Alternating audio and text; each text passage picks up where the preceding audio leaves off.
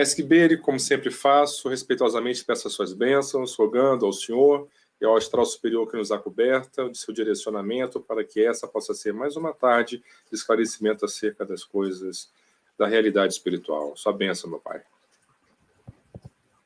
Bênção Cananti, bênção a todos os filhos da casa do Caboclo Sete Ondas, do templo do Caboclo Sete Ondas, meu saravá fraterno, a todos os amigos que estão presentes, que estão chegando, eles vão entrando, né? Sim. Gradativamente. E hoje o tema é um tema de fôlego, é um tema de um entendimento que não... um entendimento de espíritos maduros, né?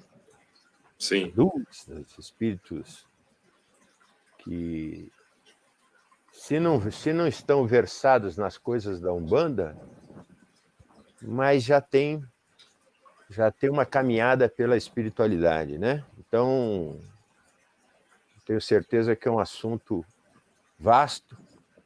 Talvez não dê para falar numa live só, mas vamos tentar fazer um... Estou vendo que você citou aí algumas pessoas, já que... Sim. E falou da Vera Lúcia, minha querida Vera Lúcia, que hoje, além de amiga, uma irmã na eternidade, da Ana Caniato, né? Analice Caniato, enfim, de todos que foram citados aí, obrigado pela presença. Sim, mestre. Na sequência chegaram também a Maria Elvira Stefanelli, Damião Costa, André Carvalho, Paulo Edir, André. o Réder. André, eu estou... Não sei se você respondeu a ele o que eu pedi, Cananti. Com relação à questão da que ele primeira revelação da Umbanda. Ele me fez algumas perguntas, eu não sei se você da cruz respondeu a ele. triangulada.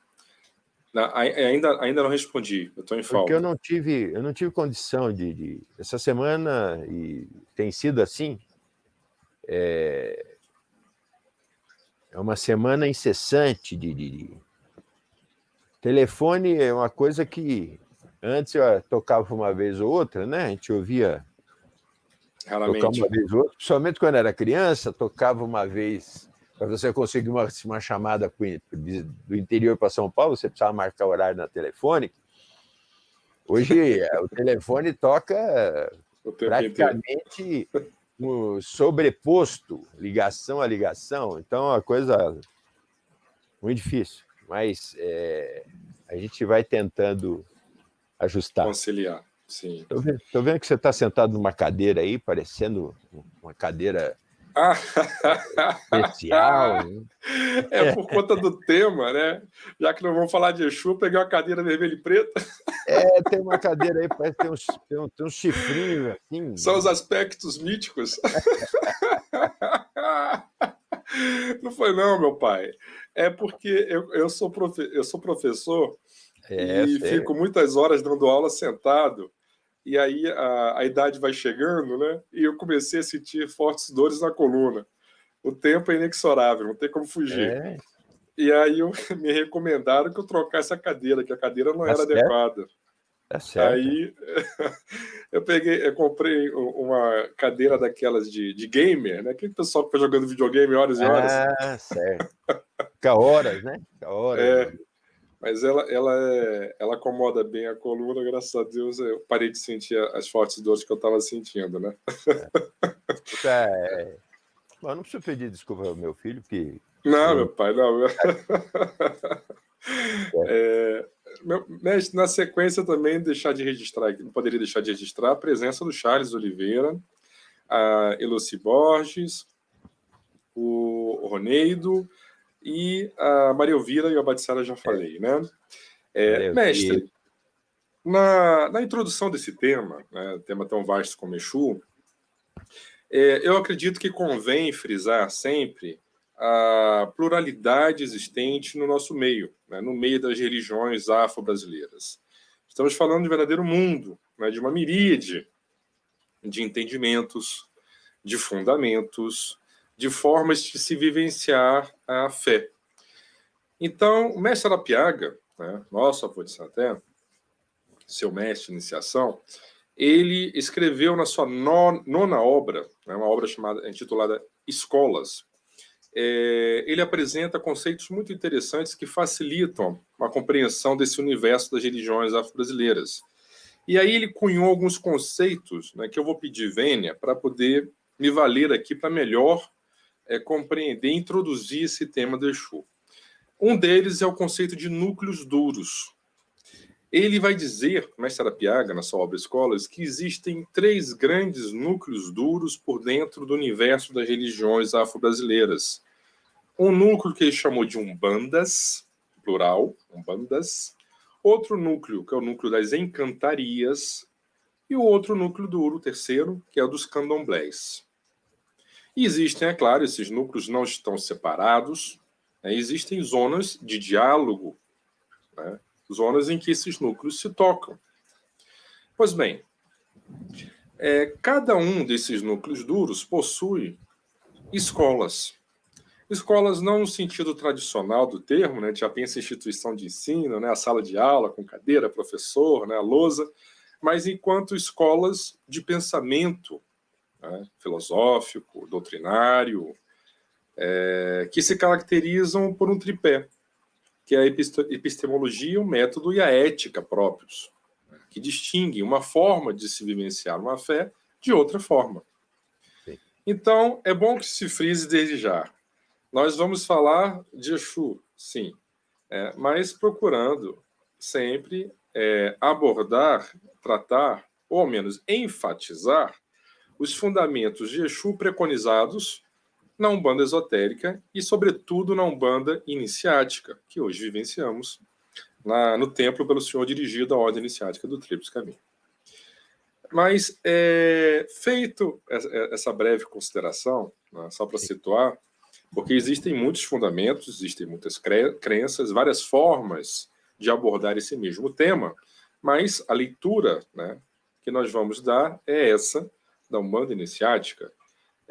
Conversava eu com o senhor a respeito dessa questão, né, dos fundamentos existentes em outras correntes, né?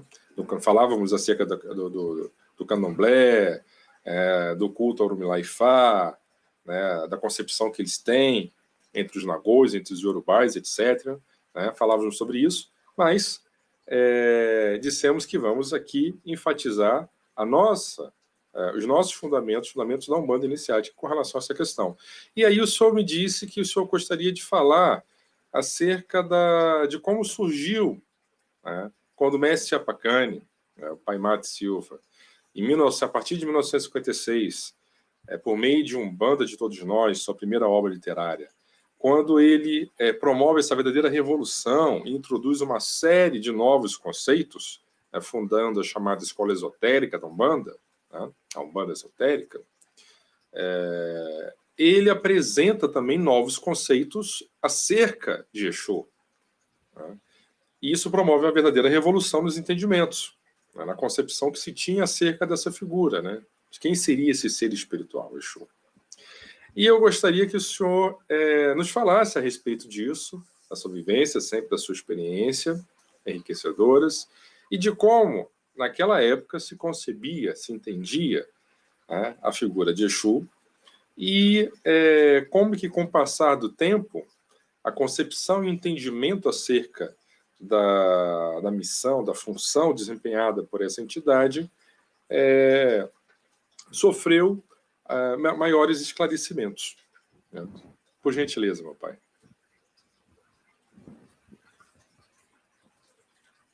Bom, quando eu adentrei a ordem lá em 79,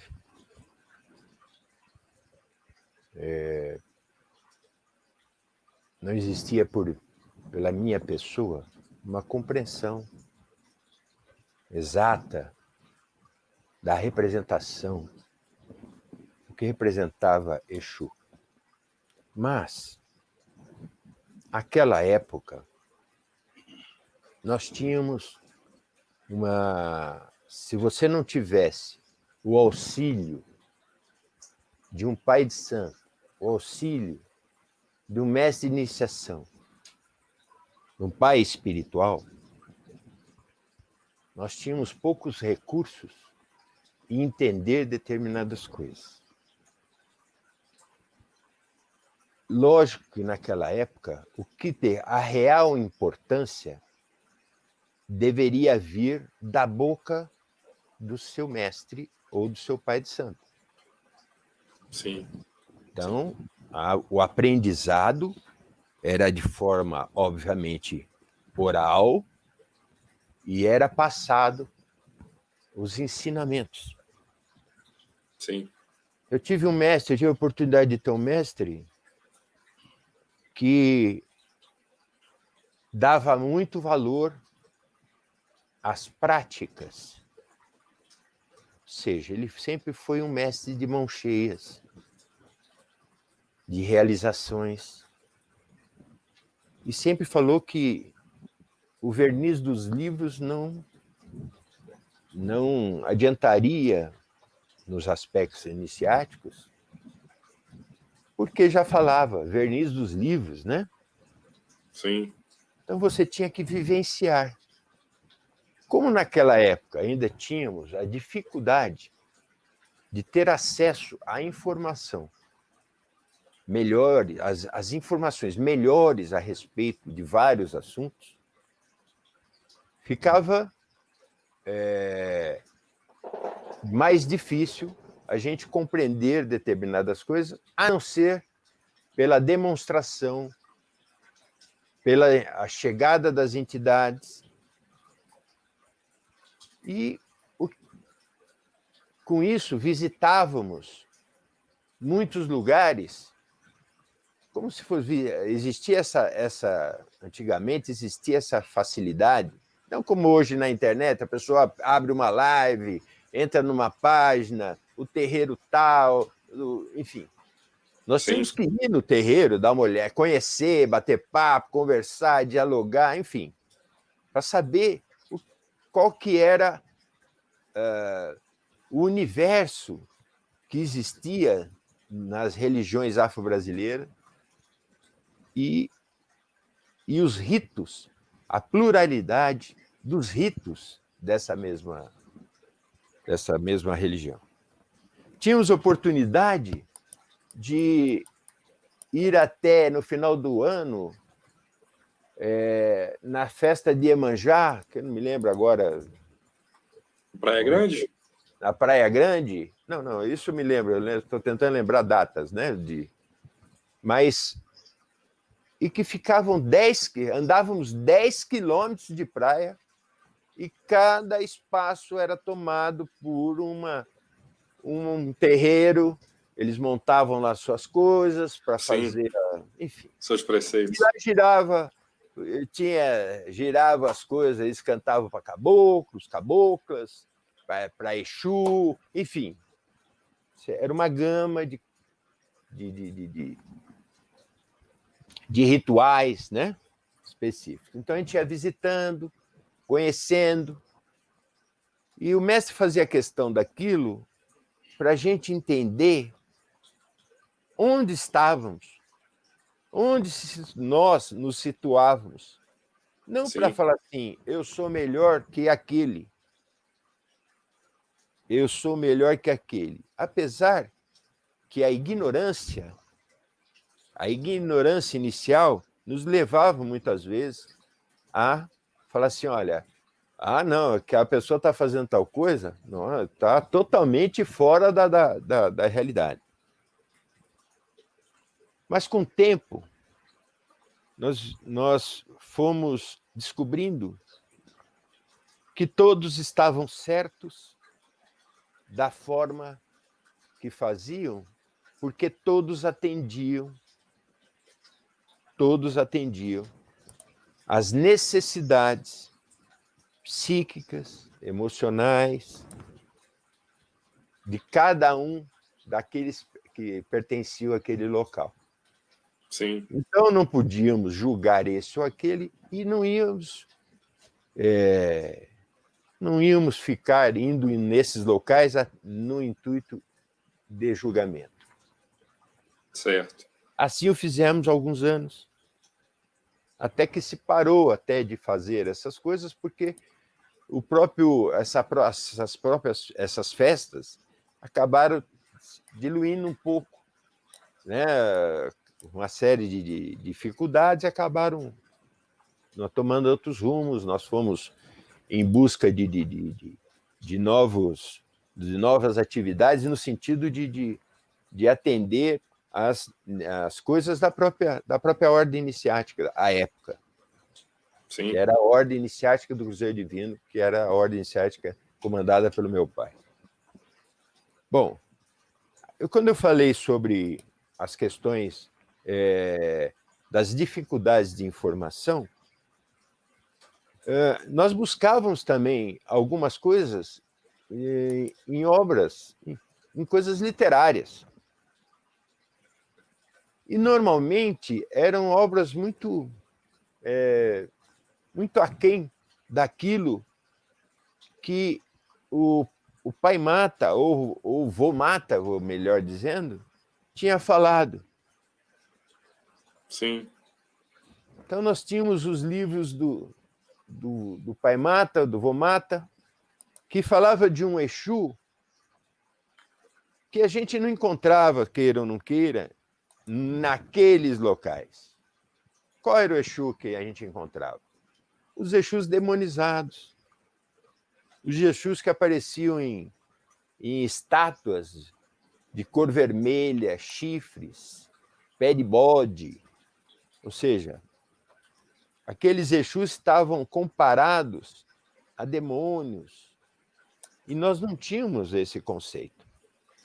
Porque o velho Mata já tinha trazido um conceito de um Exu, uma entidade que buscava frenar a atuação deletéria, a atuação de espíritos no órbita terreno, e tinha uma função tal qual um guarda, um militar.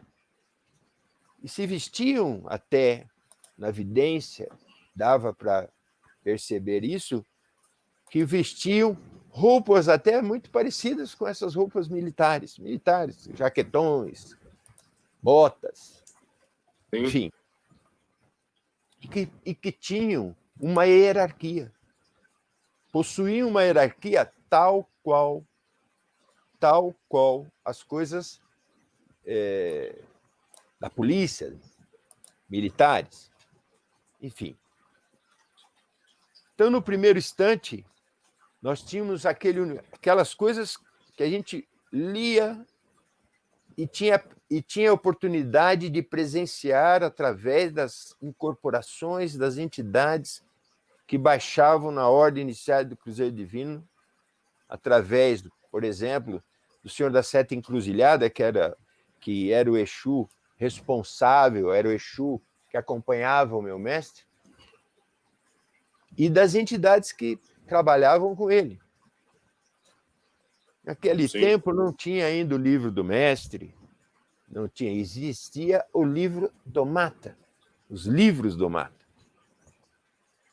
Sim. Fora isso, nós tínhamos a oportunidade de ver alguns livros que fugiam totalmente àquilo que, como eu falei, aquilo que era falado pelo Mata. Por exemplo, de um autor que morreu muito cedo, chamava Aloysio Fontenelle, que falava de Exu. Só que ele falava de um Exu ligados às coisas da Goécia. Goécia é a magia negra. A magia negra europeia, enfim.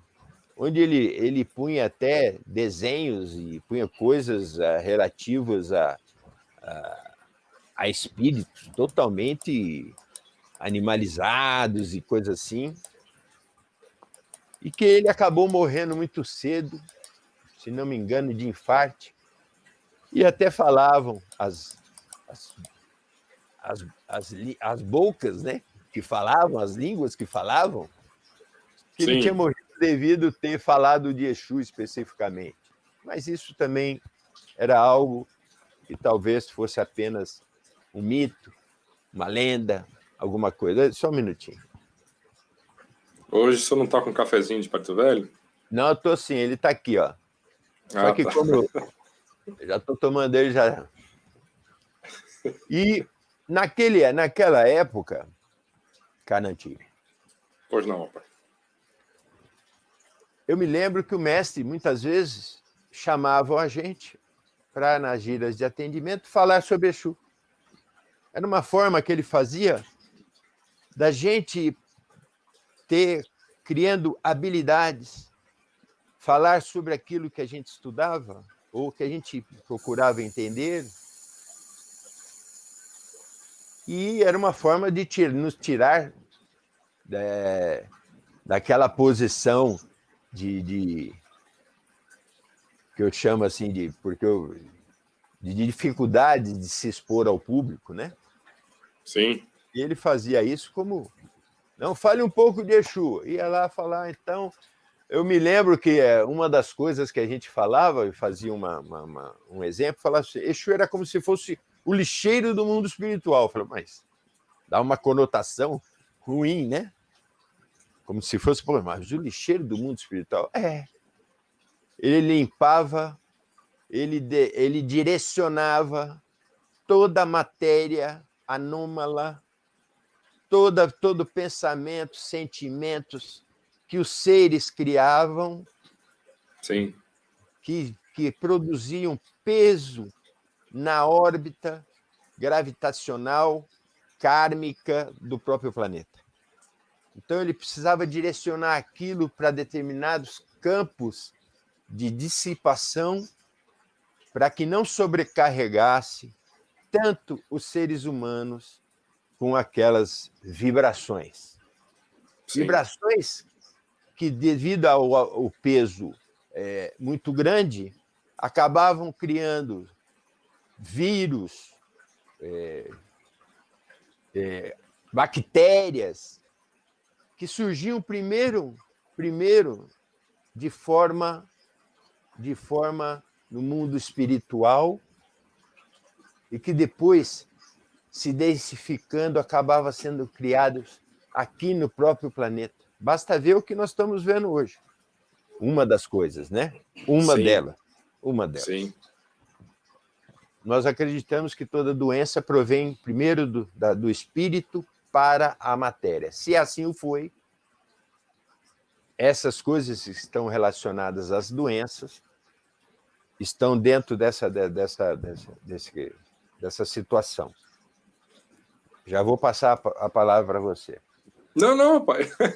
Não, eu estou falando porque precisamos dar sequência. Tem muito assunto, né? Senão... Sim. E como assim? Eu estou vendo... Vou precisar de ter transfusão de água aqui para poder falar, porque o tempo está um pouco seco, né? Está seco em São Paulo. Então, nós falávamos aquilo no intuito de tirar da mente das pessoas aquela relação que ela fazia quando pensava em um determinado Exu. Por exemplo, eu tenho o Exu das Sete Poeiras, que tem uma relação com as coisas do Exu das Sete Encruzilhadas. Ele pertence a um dos 7 Exus relacionados à faixa vibratória do Senhor das Sete Encruzilhadas. Sim. Tinham pessoas que possivelmente... Eu não encontrei também ainda uma estátua do Exu das Sete Poeiras em alguma casa de Umbanda. Eu nunca vi. Eu nunca vi isso, mas... 7 Encruzilhadas tem muito, agora 7 Poeiras eu não... Deve existir. E deve ser também aqueles Exus, às vezes com chifre, com capa. Eles mesmos falavam, eles estão loucos, porque... Você acha que eu ia querer ter chifre? Você acha que eu ia querer usar pé de bode? Ou seja, eram patas de bode. Pata de bode, Feições animalizadas, né? Na verdade, tudo isso era proveniente da mente das pessoas e que criavam aquelas coisas e reforçado por pessoas de pouco entendimento, acabava criando uma egrégora sobre aquelas formas. Sim. Para os que não entendem egrégora são sentimentos e pensamentos de várias pessoas que acabam criando uma coisa só, uma força específica. Então, eles criavam uma egrégora a respeito daquelas coisas mitológicas até. Mitológicas até, porque estavam relacionados, obviamente, naquelas formas, a determinados, não os mitos afro-brasileiros, porque os africanos, porque os africanos não pensavam na questão do diabo, primeiramente. Os africanos não pensavam em... Nunca demonizou Exu, por exemplo. Quem demonizou Exu foram os brancos, os europeus, enfim. Né? Então, essa Sim. questão de falar, olha, Exu tem essa aparência demoníaca, porque, obviamente, religiões como o catolicismo, e que falam sobre evangélicos, e falam sobre demônios, eles têm esta forma e, obviamente, vão retratar o Exu, que nós vamos explicar melhor daqui a pouco. Fale um pouco, Guilherme. Pois não, pai. Só reiterando que nós estamos falando desse tema tão polêmico, né, que é Exu, a partir do olhar, do lugar de fala da Umbanda Iniciática. Né? Nós respeitamos a todos os entendimentos, as concepções, e todos elas são válidos e têm a sua importância. A Mestre Alapiaga, inclusive, ao tratar o tema, ele fala com relação exatamente a esses conceitos, né? O grau de entendimento. Ele vai falar dos aspectos androgônicos, fisiogônicos, cosmogônicos e teogônicos. Né? Acho que o senhor vai falar alguma coisa também acerca dessa questão. Então, são formas de se entender, de se compreender, de se trabalhar, né, com esses conceitos. Quando o senhor falava acerca da concepção animalizada desses seres, que muitas pessoas ainda possuem, ainda têm, é importante fazer o alerta de que a matéria astral, ela é essencialmente plástica, dando forma àquilo que a pessoa efetivamente é. Então, se eu até costumo, sempre que eu trato da questão, eu falo, nós não conseguimos transformar o nosso corpo da mesma forma que emagrecemos e engordamos, né? Vai para a academia, faz musculação, fica forte, né? Se não fazer atividade física nenhuma, né? Os músculos vão atrofiando, ou seja, se existe essa capacidade de modificação do corpo físico denso, né? Do denso, imagine os corpos mais sutis, né? Mais plásticos. Tal ocorre com o corpo astral. Por que eu estou dizendo isso? Porque existem muitos seres desencarnados, muitos espíritos desencarnados, né, que efetivamente possuem feições animalizadas, né, que corromperam as feições dos seus corpos astrais e efetivamente possuem um aspecto de animais, os mais variados. E, a depender da conduta desses seres, inclusive, eles podem também aparentar outras feições bestializadas, retrocedendo na escala evolutiva, né, inclusive do reino vegetal, do reino mineral. Mas esses seres, né, que assim se apresentam, eles não são Exus. Não são os Exus guardiões, os agentes executores da justiça kármica, né? São outros seres que, ao contrário, são seres cuja ação é frenada por meio desses Exus guardiões. Mas, meu pai, por gentileza. De fato, questão de mudar o corpo, como você falou, ir à academia, desde que não existe uma pandemia para nos prender em casa, né? Proibido de ir para academia. Tem que fazer exercício em casa, se quiser. Exercício de levantar do sofá ou do computador e ir para a geladeira, isso não funciona. Ele só funciona para criar mais matéria, né? Mais matéria. Em relação a essas coisas, é um assunto... Exu sempre foi um assunto polêmico. Muito. Quando o velho Mata falou sobre essas coisas e começou a falar especificamente essa coisa, isso gerou uma comoção, gerou um certo sabor daqueles que acreditavam naquilo e acharam aquilo um absurdo, e também na questão dos que vendem as ilusões através de estátuas, através de coisas que o pessoal compra aí, chega na casa de coisa, eu quero a entidade tal, aí tá, mas essa aqui, isso aí gerou, e ele falou isso muitas vezes nos livros dele, e que acabou gerando para ele uma briga sem fim, porque além de comércio existia as necessidades de cada um. Sim. Tanto é que aqueles que estão tão arraigados a essas coisas, o dia que desencarnarem e tiverem Exu mesmo, e achar que o Exu é daquela maneira, como é que ela vai reconhecer o Exu dela? Somente de uma forma. Da forma que ela acreditou. Então você imagina ainda como é necessário caminhar sobre esse tema. Sim. Né? Porque vão ter pessoas que vão ter ainda contato com esses seres e eles só vão poder parecer dessa maneira. Senão, não, até que ela desperte para algumas coisas e se mostre de outra forma.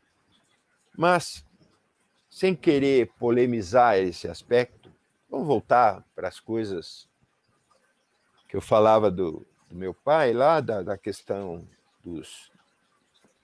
do aprendizado na prática, coisa assim. Sim.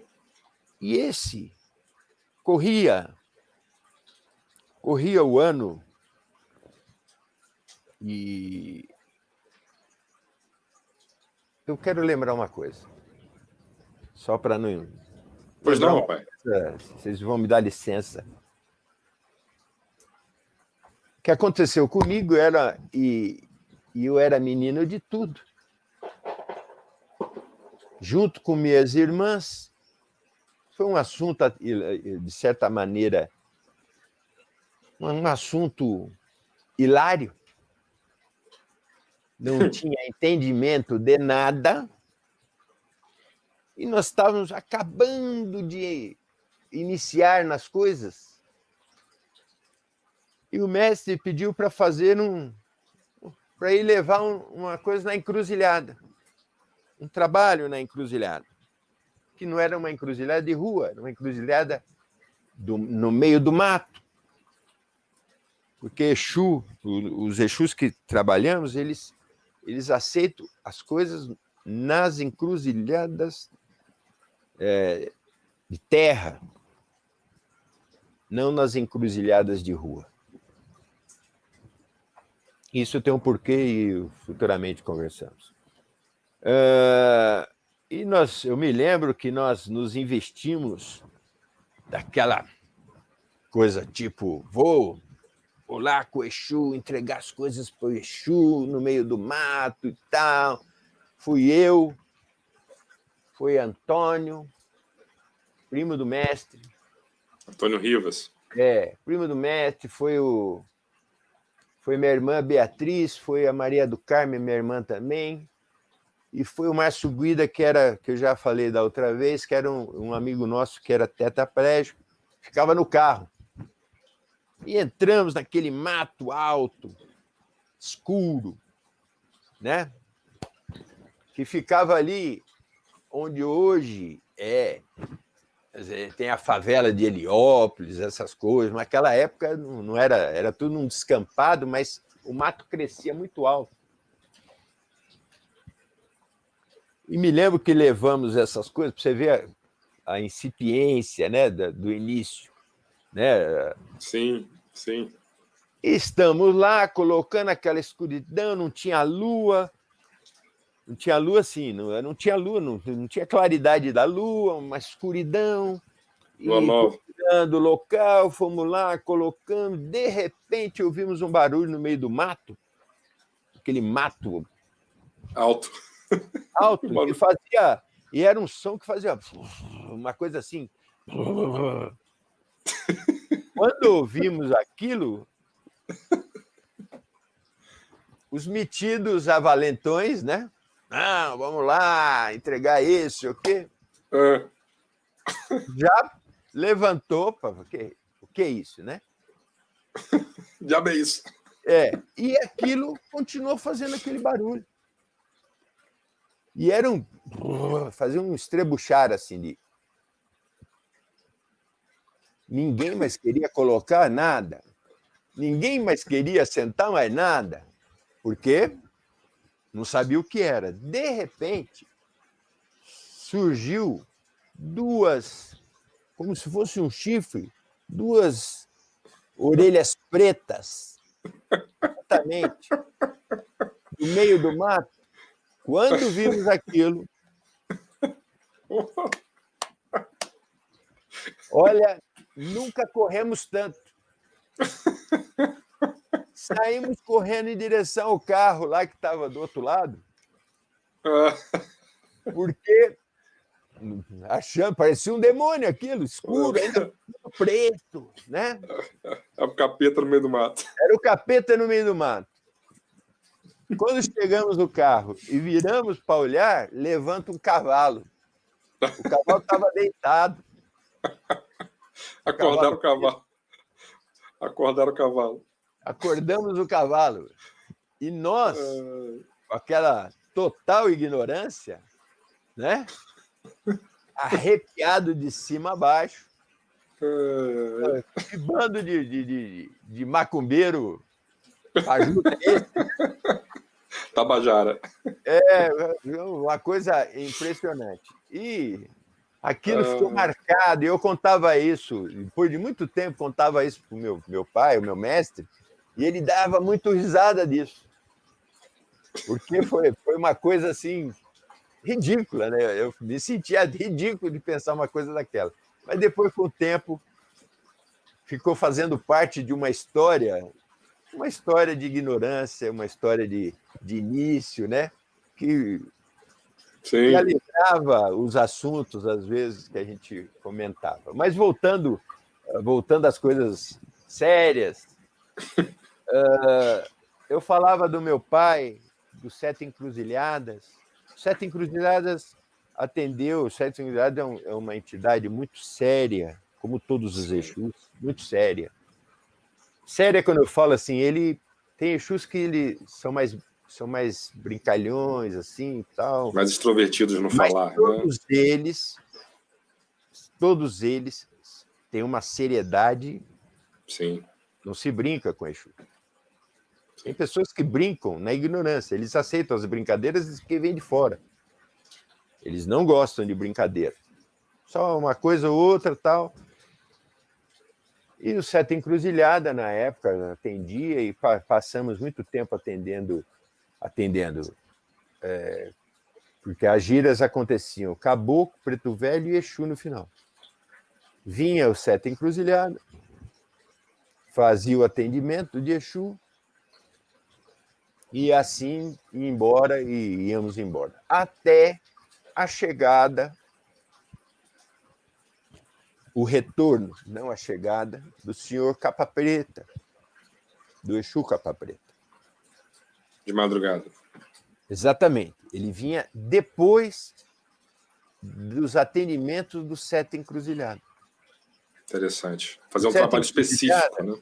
O Sete Encruzilhada deixava algumas pessoas para serem atendidos por aquela banda pelos Capa Preta. Capa Preta. E à época, não era todos que incorporavam. Aqueles que viveram isso vão lembrar. Incorporava o seu Capa Preta no mestre, o seu Capa Roxa em mim, o bando dos capas. Dos capas. E o Capa Vermelha num rapaz chamava Marcelo.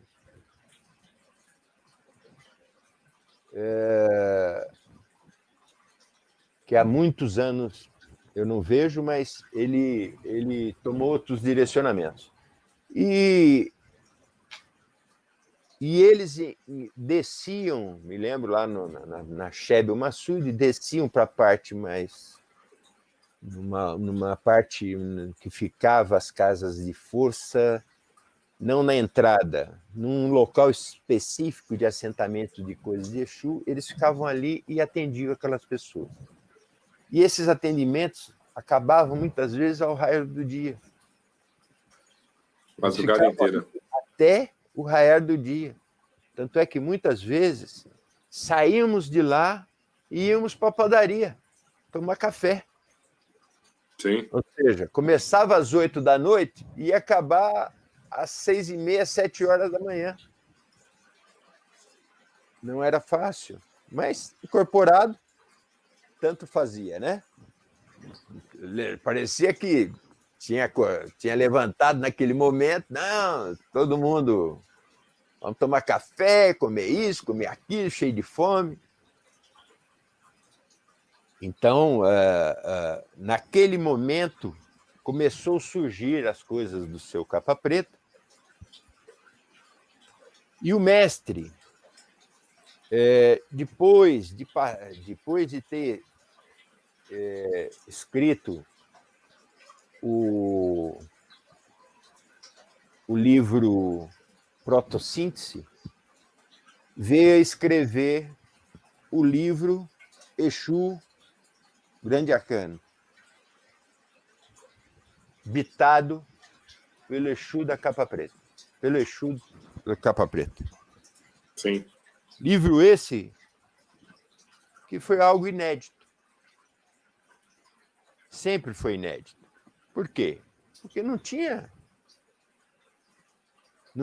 outros livros que podíamos ver determinadas coisas, principalmente nas questões de sinais, coisas que podiam ser movimentadas. Ou seja, foi uma coisa... foi um livro que realmente causou... A obra é ricamente ilustrada, né? Tem muitos pontos riscados, fotos de preceitos. Né? Livro esse que, por exemplo, eu tenho várias versões. Várias edições. Hoje as edições são grandes, hoje em dia, né?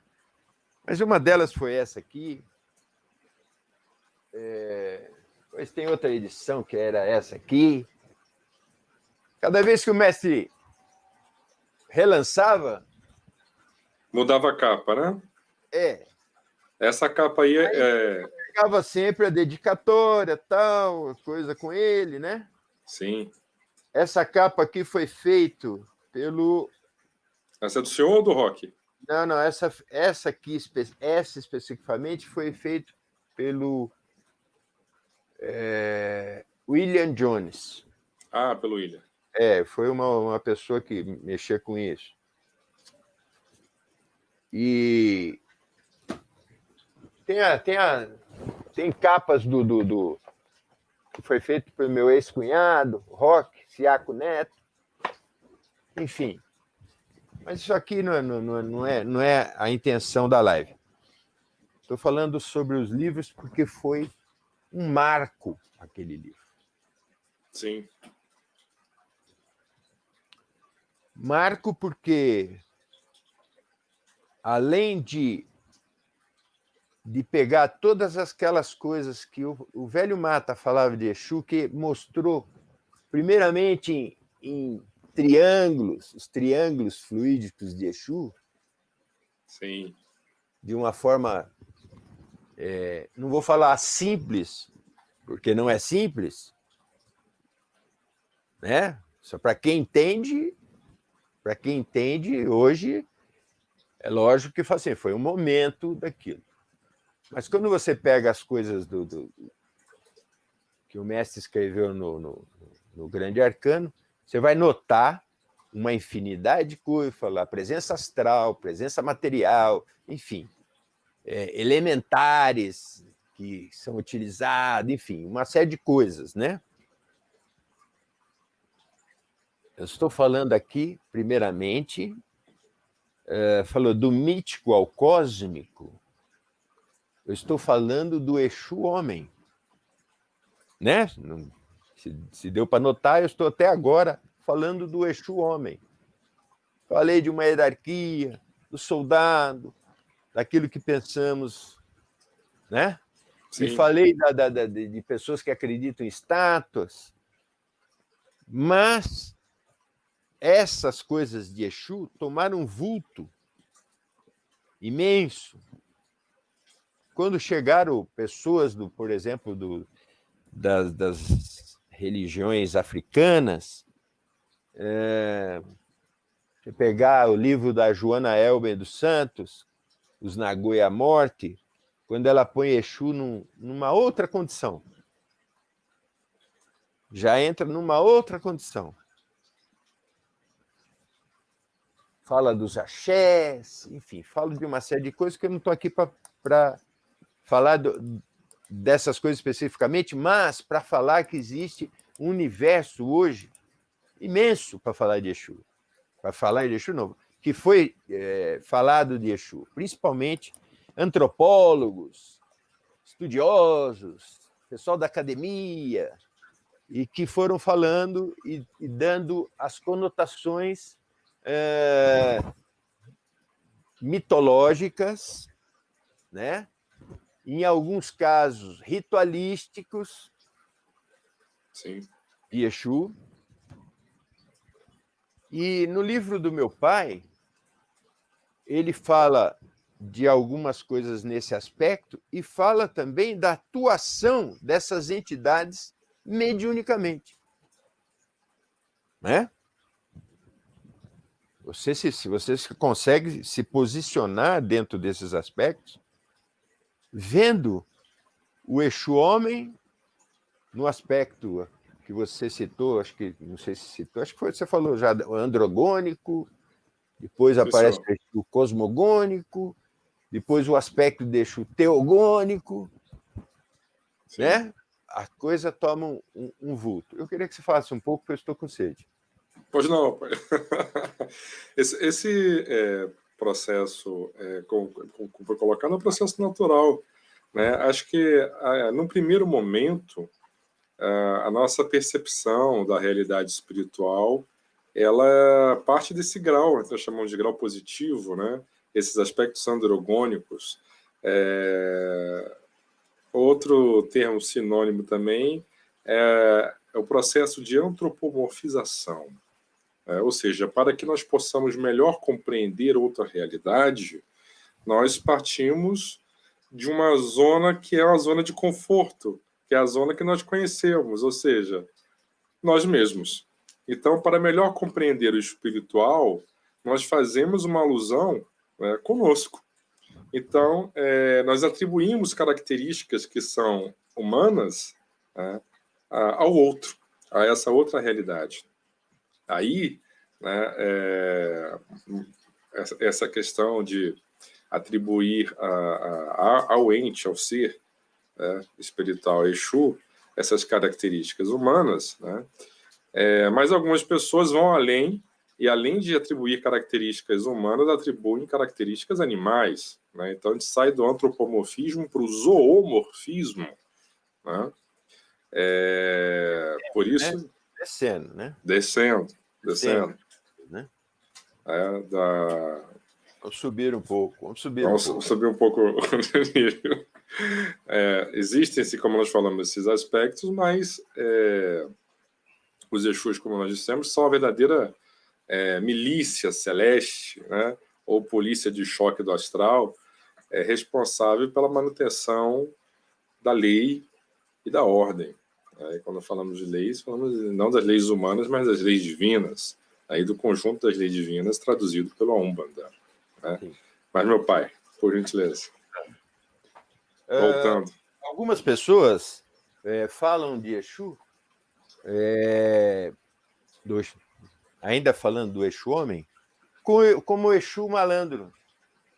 O Exu, aquele que aparece em situações... Exu malandro, porque o termo malandro no sentido como se fosse aqueles malandros cariocas, né? Malandros no sentido assim, né? Sim, sim. Que tem o dom da palavra, enfim. Sim. Tem pessoas que fizeram até uma menção de Exu como aquele que vem quebrar paradigmas, que vem fazer coisas para sair do comum, demonstrando que a maioria das coisas são criadas por uma falsa moral. Então, tem vários aspectos que podem ser tratados. Aspectos sociais, culturais, enfim, religiosos, que nós podemos percorrer esses caminhos e falar muito a respeito. Em relação a questões ainda do próprio mito,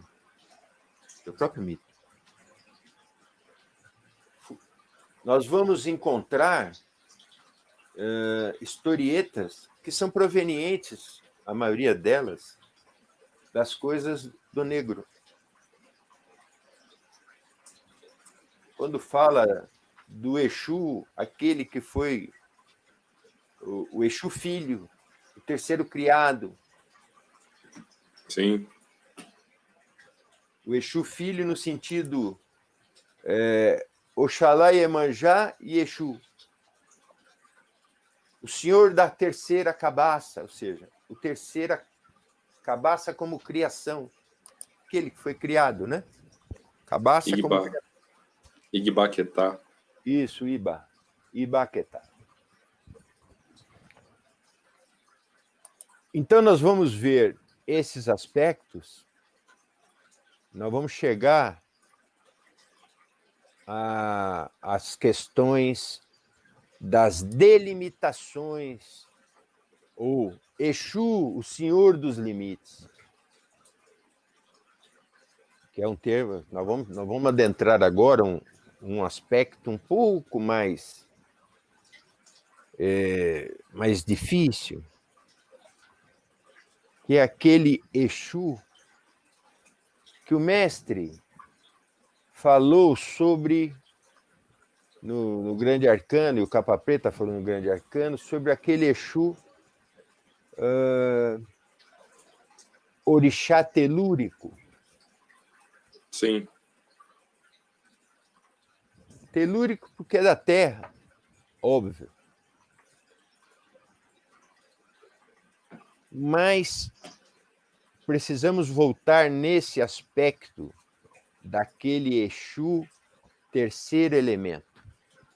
O que foi criado, o que apareceu, o que manifestou. Em outra live eu falava que o primeiro polígono a aparecer no círculo era o triângulo, né? Eu falei Sim, isso aí um dia. Obviamente, vão existir 360 polígonos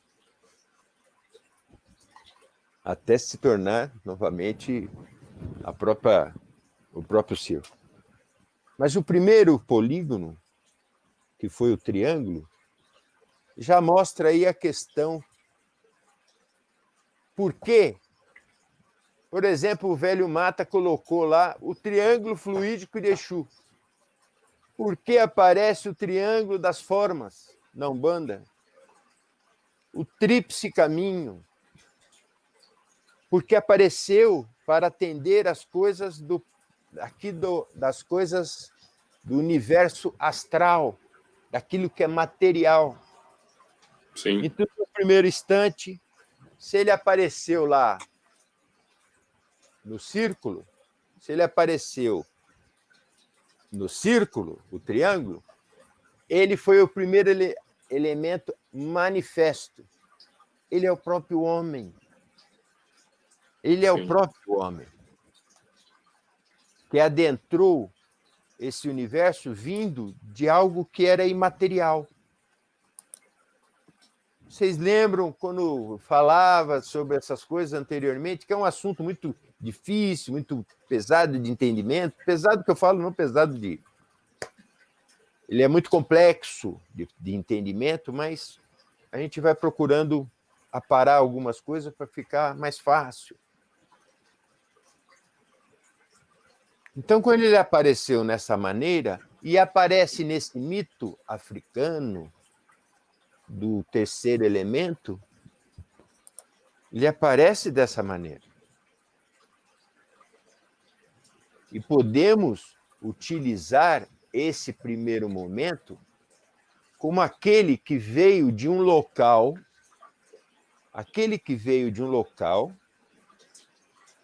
em essência, e quando chegou aqui, obviamente, já vinha com uma visão, não o Exu, aquilo que se manifestou, primeiramente. Ele chegou com uma visão obliterada ou depauperada da onde ele vinha. Não sei se eu estou sendo um pouco difícil para ser entendido. Por quê? Porque ele veio de um local que ele existia em essência. Quando ele veio para o mundo material, e não, quando eu falo mundo material, universo material, tudo que está relacionado a átomos, essas coisas, a energia, tudo que está relacionado à energia, ele veio para esse mundo. E quando veio, ele veio num ambiente que ele desconhecia inicialmente. Quando eu falo claudicante, de andar claudicante, é porque ele não sabia caminhar ainda. Interessante que Exu é o senhor dos caminhos. sim, Não é verdade?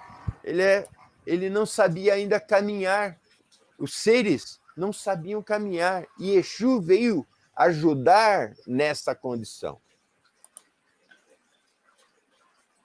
Até me lembro, fugindo um pouco das coisas africanas, eu me lembro aquele que é claudicante em Édipo. Em Édipo.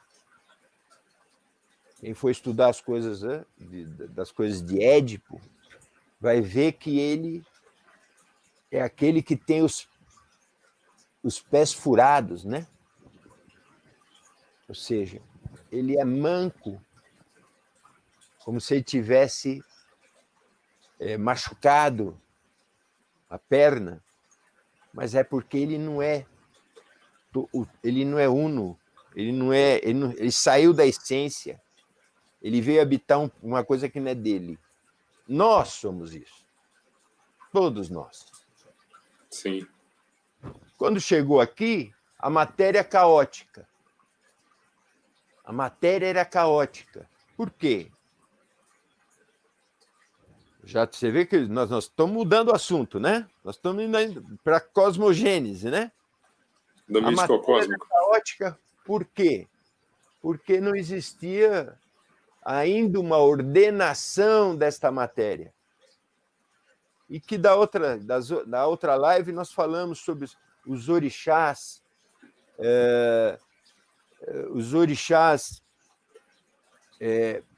virginais, os orixás solares. Não sei se vocês lembram disso.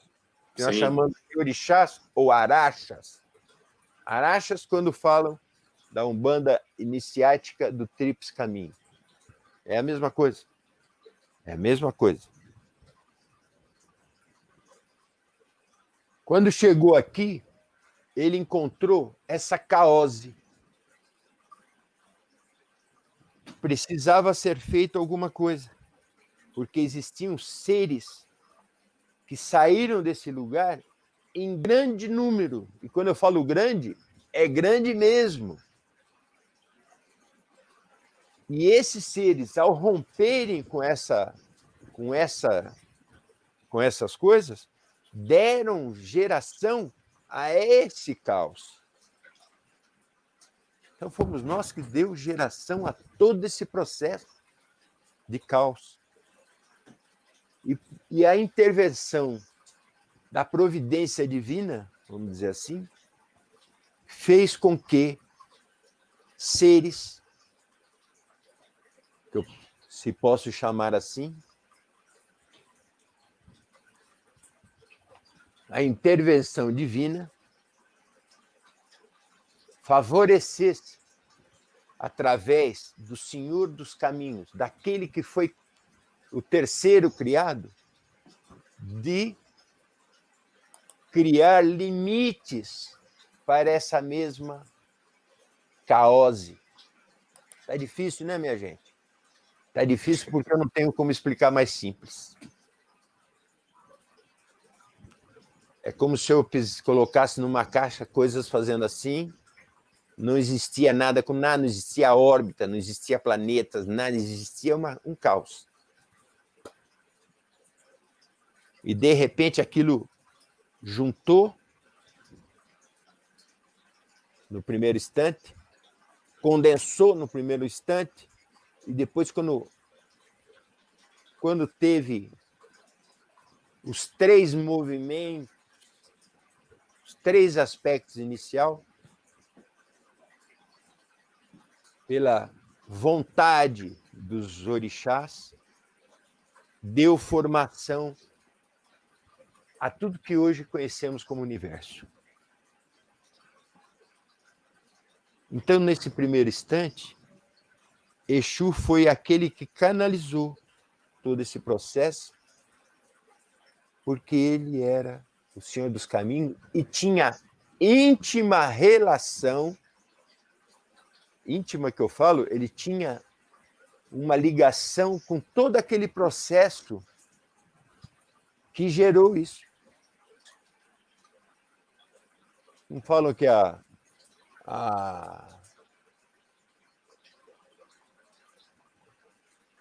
quando você planta o plantio, existe um termo aí que eu tenho um irmão meu que costuma usar, falar, a colheita você lembra? Estou tentando lembrar esse termo. O plantio, a semeadura? A semeadura é como se tivesse à vontade. A colheita é obrigatória. Então, Exu veio fazer essas limitações. Sim. Um copo d'água. É interessante só falar de Exu como o Senhor dos Limites, né? O Senhor dos Limites da noite e do dia, o Senhor dos Limites da vida e da morte, o Senhor dos Limites dos encarnes e dos desencarnes, o Senhor dos Limites nos aspectos cósmicos, como o senhor está falando, entre a realidade espiritual e a realidade material. É exatamente nesse exato momento da eternidade que surge a Exu. Exu, ele aparece para poder ordenar o caos. E interessante que Exu não só ordena o caos, como ele mantém a ordem. Então veja que a função de Exu não se limitou a cosmogênese, na estruturação do cosmos, das galáxias, dos sistemas solares e sistemas planetários, mas também para que a ordem seja mantida e estabelecida. E o senhor falava, inclusive, nesse esforço empreendido por essas entidades, na manutenção da ordem, sob parte do seu trabalho desempenhado na higienização astral do planeta, expurgando toda a matéria deletéria produzida por nós diariamente. Então, os pensamentos e sentimentos, né, deletérios que os seres produzem, encarnados e desencarnados, são, por meio do poder operante dessas entidades, direcionados para as zonas nas quais eles encontrarão a devida neutralização, né, dentro dos aspectos magísticos de desagregação, né, dessas forças por eles desempenhadas. É por isso que nós falamos que os Exus são os senhores da magia também. Que a magia é a manipulação dessas forças, dessas energias várias. Mas, meu pai, eu não quero quebrar o raciocínio do senhor, não, por gentileza. Não está de forma nenhuma. Está complementando hiatos que a gente vai deixando, essa é a nossa intenção sempre, né? Cada um tem uma forma de ver. Sim. Cada um. O que eu estou falando aqui é a forma que aprendi com as coisas do velho Mata, que aprendi com as coisas do mestre, que aprendi com as coisas do dia a dia, das incorporações, que aprendi com as coisas do seu capa preta, do Exu das Sete Encruzilhadas, enfim. Cada um tem um conceito a respeito. Por exemplo, as coisas, quando eu falei, fiz uma citação das coisas africanas, as coisas africanas também tem muitas disparidades. Disparidades que eu falo, eu vou tirar o termo disparidades, que não é bem essa relação. Em vários locais existem, na África, conceitos a respeito de determinadas coisas. Óbvio que os iorubás pensam de uma forma, os Fonsley pensam de uma outra forma, cada um pensa, ou seja, existe entendimentos diferentes. Tantos Sim. entendimentos. Sim. Mas uma coisa que é falado, porque aí eu não quero adentrar nisso, porque seria mais um outro momento, é quando fala sobre as forças da natureza, como se fosse... Orixás são forças da natureza. Exu está relacionado às forças da natureza. É lógico que está tudo relacionado às forças, a essas coisas. Nós estamos no mundo. Sim. Cada um atua de uma forma. Hoje nós estamos falando de um aspecto do mito ao cosmogônico, ao cósmico. Então nós temos que dar algumas noções, e eu falava, mas voltando ao tema, eu falava sobre o Senhor dos Limites, da mesma maneira que ele chegou aqui para fazer algumas ordenações, se os orixás, pela sua vontade, pela volição, enviou determinadas coisas, impregnou a própria matéria existente de ciclos e ritmos, Exu veio ordenar isso. Delimitar também. Tanto é verdade, que o próprio Exu, nas coisas, e volta às coisas do africano, que você no início você falou alguma coisa sobre Orumilá-Ifá, sobre não sei o quê. Não vou falar nada disso. Vou falar que Exu foi dividido em 16 atributos. Por que 16 atributos? Porque o 16 é um número mágico por excelência das coisas africanas, como é o 4, como é o 8. E o 8 vira 16, o 16 vira 32, o 32 vira 64, o 64 vira 128. Ou seja, é uma progressão que é utilizado pelo africano e que tem respaldo também nas coisas binárias, por exemplo, dos computadores. E 16, que você começou a falar, 16 foram os atributos dados a Exu. Ah, mas Exu era aquilo? Não, eram os atributos de Exu. Que você poderia citar, já que você falou a respeito. Sim, o primeiro atributo atribuído a essa entidade... Vou tomar meu café agora, hein? Que está frio. Já esfriou. O café de Preto Velho, né? Eu acho bonito esse diálogo interreligioso, e a gente vê como que, na verdade, estamos falando da mesma coisa sobre, às vezes, prismas diferentes, mas é a mesma coisa, né? Então, dentro da mitologia iorubá, Nagô, nós vamos encontrar esses 16 atributos atribuídos a essa entidade, que eles chamam de Imolê, né? E eles vão dizer que o Imolê Exu possui o primeiro atributo, que eles chamam de Yangui. Eles vão falar no Imolê Exu Yangui, dizendo que ele é o Exu da laterita vermelha, né? E existe na mitologia iorubá, na sua sabedoria, e aqui desde já a gente a gente aproveita a oportunidade para tentar desmistificar, né, essa questão do emprego do termo. Quando a gente fala em mito, a gente não está falando em algo que existe uma carga de pejoratividade muito grande impressa no termo. Quando às vezes as pessoas empregam o termo mito como algo falso, como algo errado, como algo, né, deturpado. Folclórico. E não é, e na verdade não é disso que se cuida, né? Aqui nós não estamos empregando e abordando esse termo, esse conceito mito, como algo errado e falso, pelo contrário, mas como uma forma de entendimento, de compreensão, de leitura, de pensamento, uma linguagem específica, né, perfeitamente válida. E dentro da mitologia iorubá, dizia eu, né, inclusive, sobretudo pelos estudos realizados por esses antropólogos que o senhor mencionou, a escola francesa, sobretudo, com Verger, né, a própria Juana Elbay, que o senhor citou, dos Santos, né, numa série de teses de doutorado apresentadas, fizeram estudos muito interessantes, é interessante também ver o quanto esses pesquisadores se apaixonaram pelo seu objeto de estudo e pesquisa, e muitos deles se converteram, né?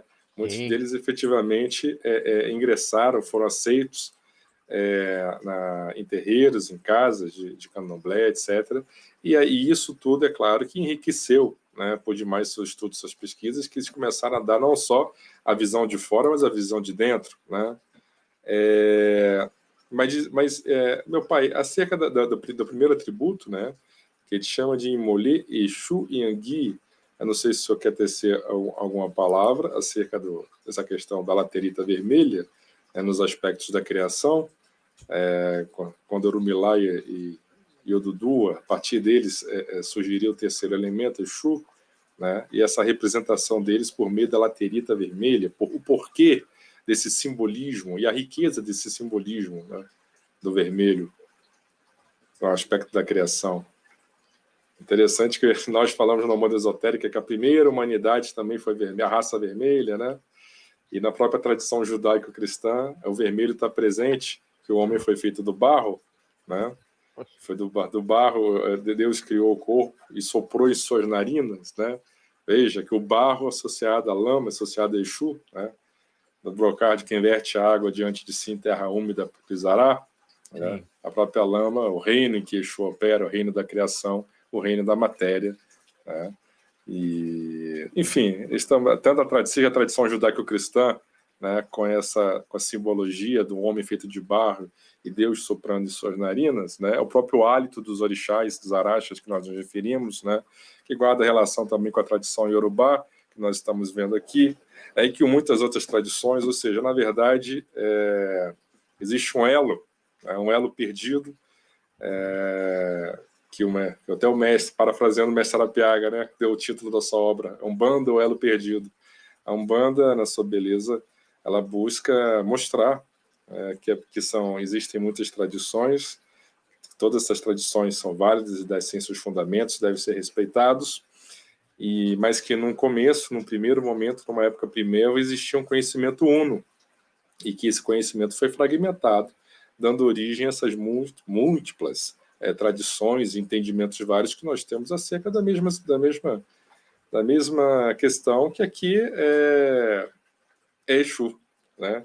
Então, veja como essa questão do Yangui, o atributo de Imolê, Exu Yangui, né? O Exu da laterita vermelha associado à primeira manifestação de Exu, no primeiro momento em que ele se apresenta, né? Em que ele é convocado pelos orixás e efetivamente dando concretização ao poder volitivo dos orixás, irá ordenar a substância etérica, que até então era caótica, resultando na protoforma da matéria e posteriormente da matéria em todos os seus mais variados graus de densidade e formas de apresentação, estruturando o universo astral todo e permitindo que o ser espiritual pudesse dar prosseguimento à sua evolução agora no reino da matéria. Por isso que Exu é o senhor da matéria, né? E aí acabaram demonizando e confundindo, falando assim, mas Exu é o senhor da matéria?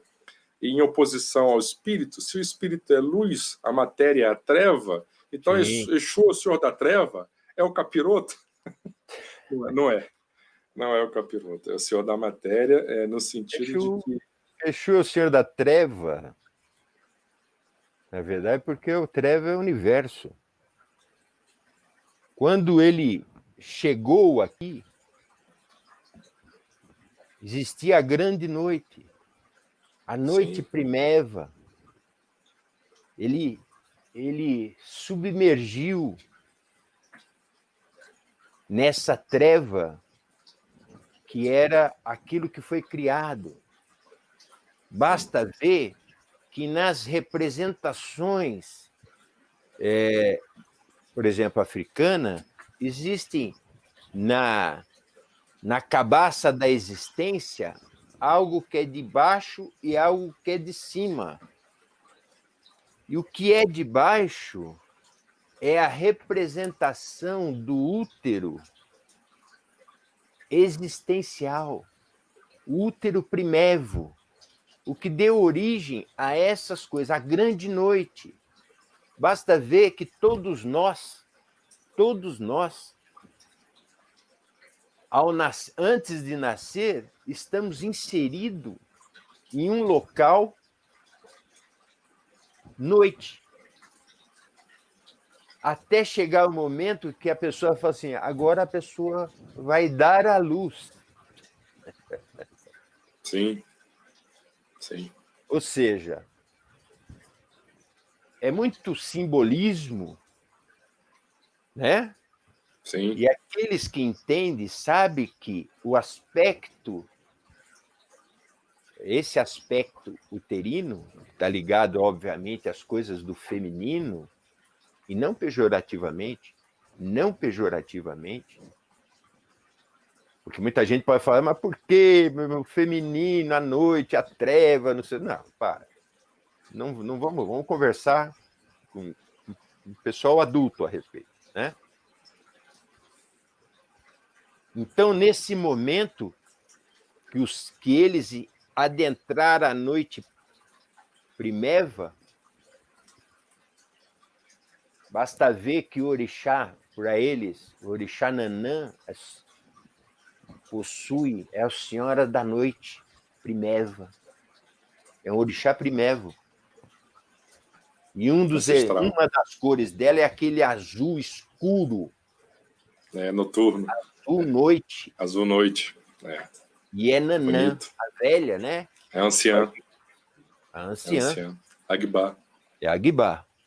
Bom, nós estamos saindo um pouco do cabelo, porque, na verdade, me desculpe, meus irmãos, mas tudo está relacionado.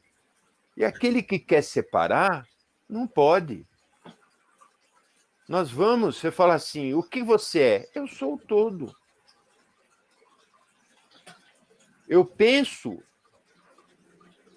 em determinado instante a parte, mas eu tenho que entender que eu sou o todo. Quando eu falo estou falando todos nós. Os que compreendem parte por hora, tudo bem. Mas tem os que compreendem parte e compreende o todo. Ele está inserido nesse processo. Então, voltando às questões de Exu, quando fala o Senhor das Trevas, porque foi ele que adentrou esse aspecto. Foi ele que veio delimitar determinadas coisas. Ele delimitar quando fala repartir. Repartir. Você falava da outra vez, se não me engano, não sei se foi aqui, eu estou talvez confundindo as lives que a gente anda fazendo em outros locais também, né? Sobre qual assunto, papai? Sobre essas coisas de espaços. Por exemplo, quando pega as coisas foi dividido em 9 espaços, 4 para baixo, 4 para cima, eu no meio, né? Sim. Então, vai da noite, das sombras para as trevas. Sim. Ou seja, então tem vários assuntos que estão aí permeando todos esses processos. E nós não podemos só correr o risco de adentrar num assunto e não complementar o outro assunto. Quando fala que Exu é o senhor do terceiro elemento, me lembrou, falando em 3, voltando ao assunto, ao tríplice caminho, me lembrou o som, luz e movimento. Sim. Não é verdade? Cosmogênese. O som, para existir, precisou disso.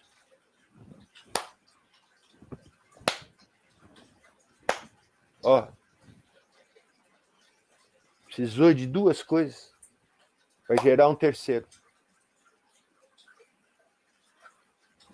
O som é o Exu.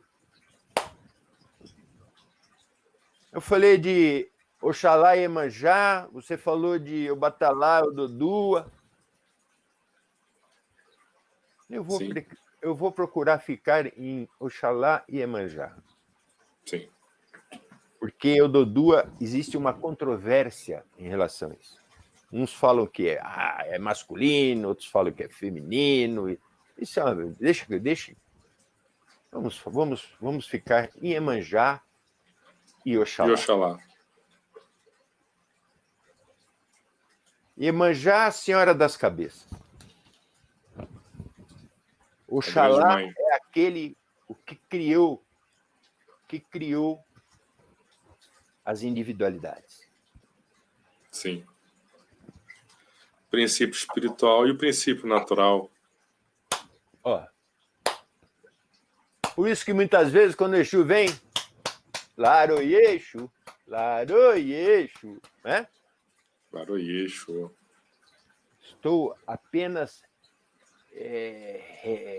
reprisando um instante do tempo. Lógico, numa condição ínfima de uma grandeza absurda. Sim. Então, tudo está dentro desses aspectos relacionados. Eu falei que nós íamos ter que dividir essa live. Aqui nós já estamos chegando a 1h30. 6 minutos. E não é possível adentrar outras coisas que precisamos adentrar. Como precisamos adentrar? Precisamos falar sobre a encruzilhada da vida e do mundo. Sim. Precisamos falar dos espaços cardeais por onde adentram forças e saem forças.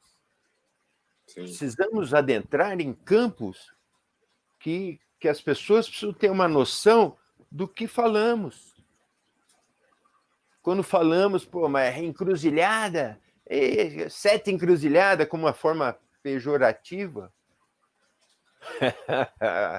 nós falamos das encruzilhadas da vida e do mundo. Sim. A mesma encruzilhada que, se você pegar dos cardeais, norte, sul, leste, oeste, com cada elemento, entradas e saídas de força. Quando falamos de Exu, Senhor dos Limites, curiosamente, Exu, ele antecede da meia-noite às 3 a Ogum, que também é chamado Senhor dos Limites, o Senhor dos Limites. Porque vem cortando, né? Sim. Exu vem cortando com sua espada, né? E, curiosamente, se Exu antecede Ogum, ele precede Iorimá, das 9 à meia-noite. Precisamos falar isso na próxima live. Vamos falar sobre isso em muitos outros aspectos. Precisamos falar isso na próxima live, precisamos falar esses aspectos e saber o porquê desses processos e o porquê das coisas que eu dei um exemplo simples do som. Sim. Mas Exu também é um movimento, porque ele é o triângulo.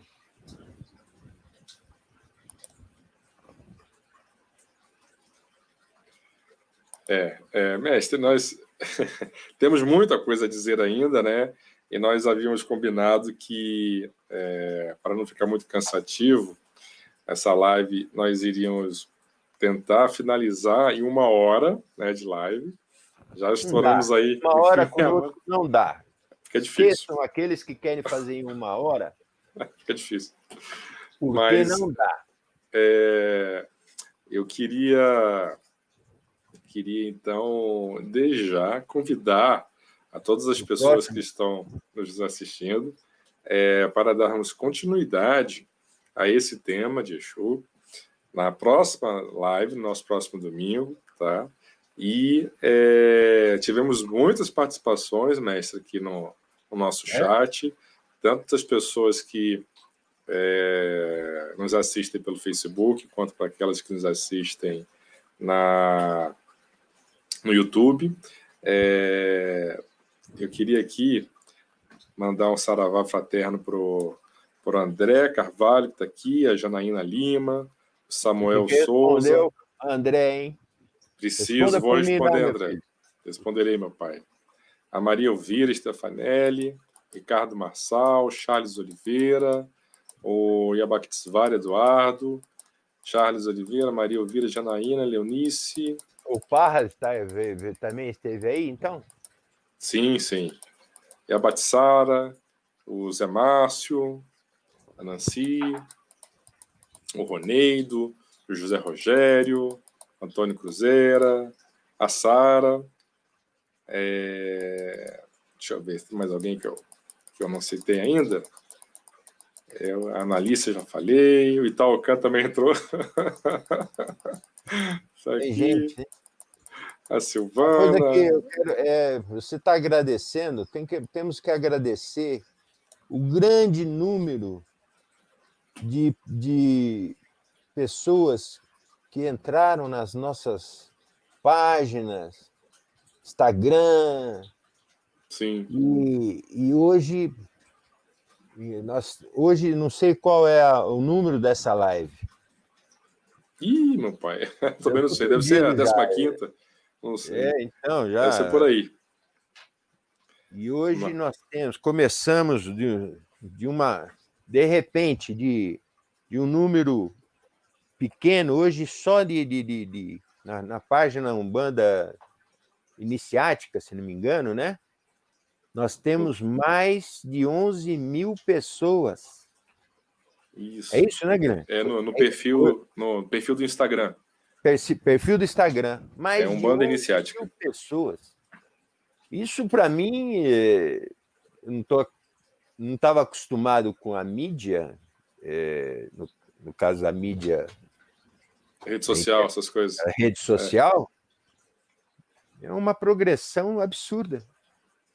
E fico feliz, porque é a oportunidade de a gente desmistificar determinadas coisas, falar sobre a nossa Umbanda, e que a Umbanda não é um corpo sem osso, não. Não é, não.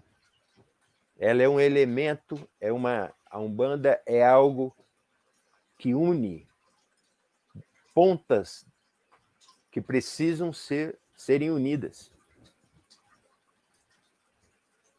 Bom entendedor. Vamos lá. Mestre, antes de encerrar, eu queria mandar um forte abraço para uma grande amiga minha, Nina, que está acompanhando a live lá da Bahia. Um abraço, Nina. O Eduardo Parca confirmou, está aqui, está pedindo suas bênçãos, mestre, Nancy desejando Aranoã, o Itaracan também, dizendo que foi uma excelente live, muito obrigado por suas palavras. Né? O Yabaxvara, se não me engano é o nome dele, né? Yabaxvara, isso. O Ronei está falando que é uma pena o senhor não ter uma casa em Ubatuba, São Paulo.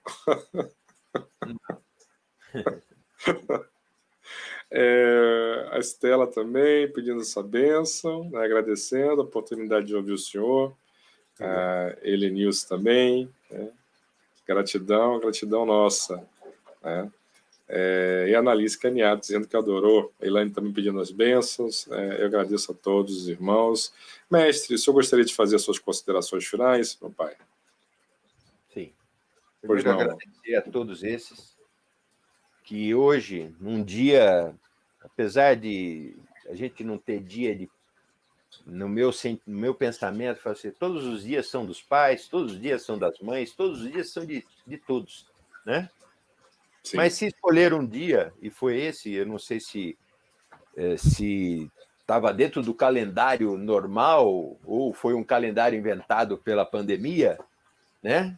Que hoje se comemora o Dia dos Pais. Eu desejo a todos os pais e mães,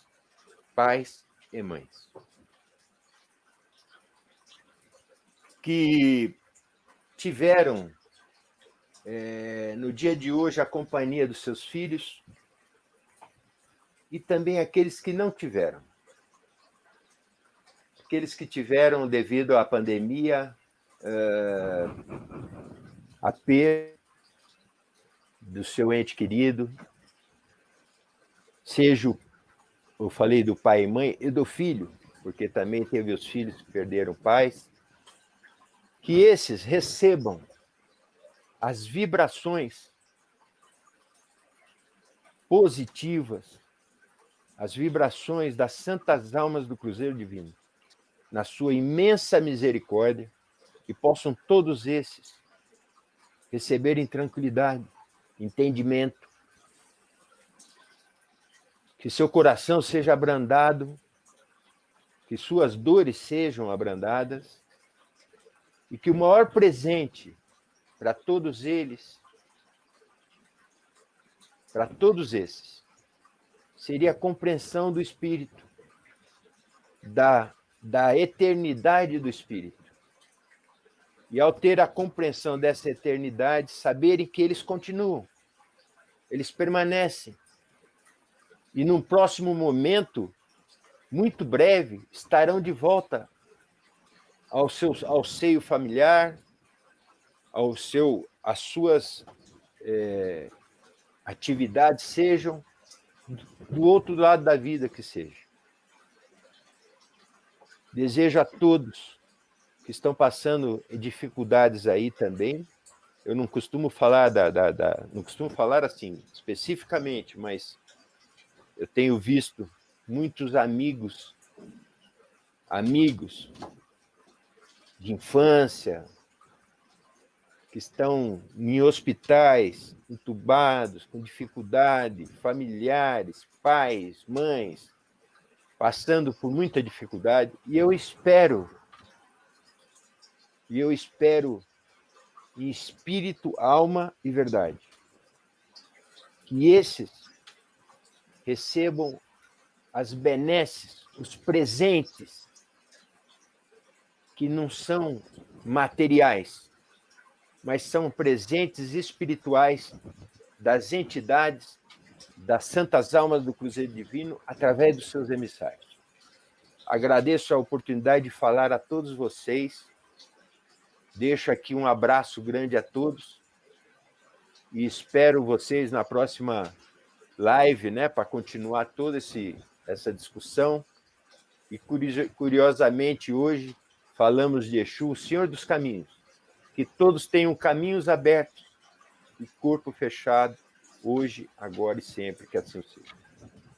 Que assim seja, meu Pai. Nós que agradecemos a oportunidade de aprendizado para com o Senhor, enquanto seu filho espiritual, além de pedir, como sempre, as suas bênçãos, meu Pai, agradeço aos Araxes e peço que eles lhe concedam vida longa ao Senhor, Mestre Ribeiro, e a toda a sua linhagem.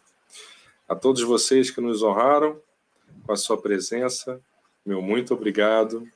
Domingo que vem tem mais. Esta e as nossas outras lives estão todas disponíveis no nosso canal no YouTube. Não deixem de nos seguir. Até domingo que vem. Como sempre digo, luz na mente e paz no coração. Aranão a todos.